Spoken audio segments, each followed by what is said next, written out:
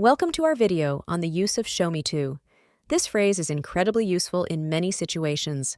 Let's dive right in. Firstly, show me to is commonly used to request directions or guidance. It's a polite and direct way to ask for help. Imagine you're in a large office building. You could say, "Can you show me to the manager's office?" Or perhaps you're at a wedding. You might ask, "Could you show me to my assigned table?"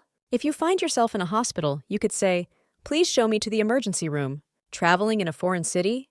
You might ask, "Can someone show me to the nearest metro station?" Now consider being at a library. You could request, "Can you show me to the history section?" This phrase is also useful in hotels.